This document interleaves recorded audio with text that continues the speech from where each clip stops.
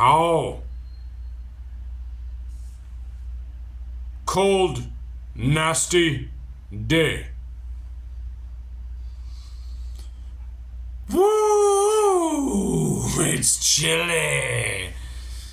Welcome. Jeff B. here, your host, Healing Shame. It's February the 8th, Thursday, and it is chilly here. One of the colder days we get here early February in Shenzhen, Guangdong province. No sun, hasn't been really any sun for a few days. This reminds me, it's awfully reminiscent of Chengdu, China. That's in western China where I used to live and work and play and fuck and all that fun stuff. What are we talking about? What's our topic today?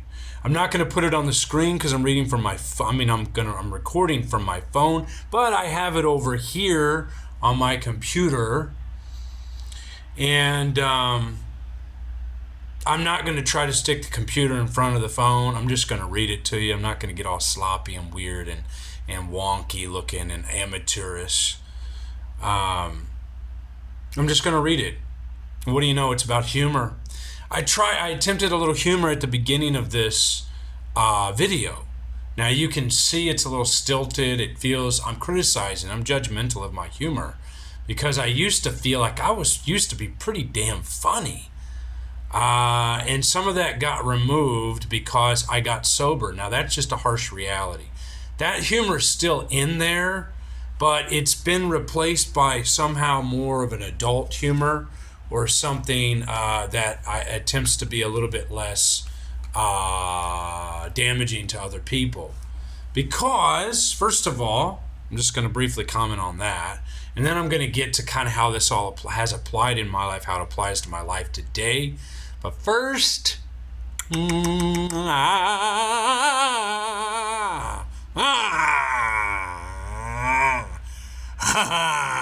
first, we're going to read the reading, bitch.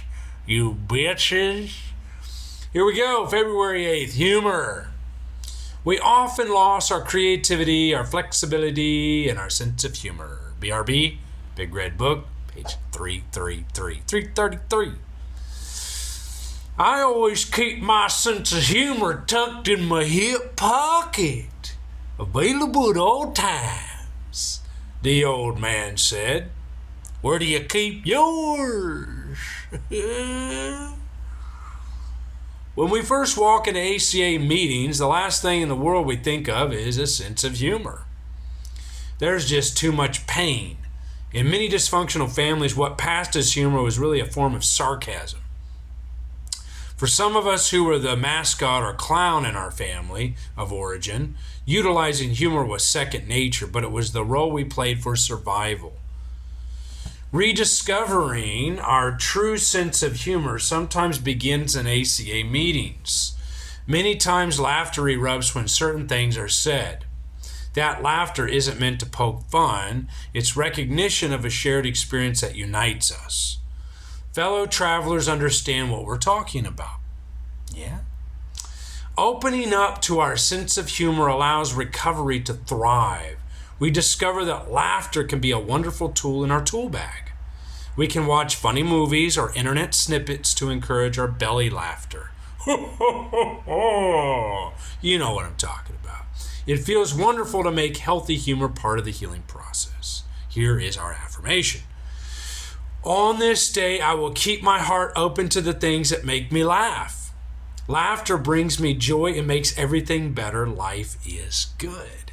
And that is copyright 2013 by Adult Children of Alcoholics and Dysfunctional Families World Service Organization. Wow. I think a couple things jump out at me there is my family of origin. What kind of humor did we have? We were always making fun of fat people, retarded people, crippled people, handicapped people. Retarded's not a PC word these days. Obviously, I've got to redefine or rephrase that, reword that. If I want to stay in with the liberals and the progressives and the leftists and all that fun shit, political crap. It was very, very self-centered humor. It was damaging. It affected others negatively. It was negative humor, dark humor, just slapstick. I did some slapstick, falling down, things like that, writhing on the floor, jumping up, farting. I mean, yeah, a big thing was like farting, belching, some crude, really crude humor. I grew up in southern Indiana, and we got some real redneck boys down there. I mean, my grandfather always had a handful of racist jokes about blacks and all that stuff. So he always had a bag of jokes, man, about other races and things.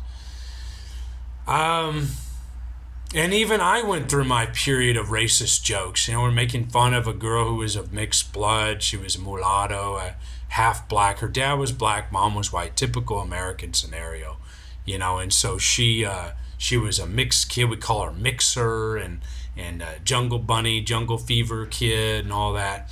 You know, whatever, nasty names, racist stuff.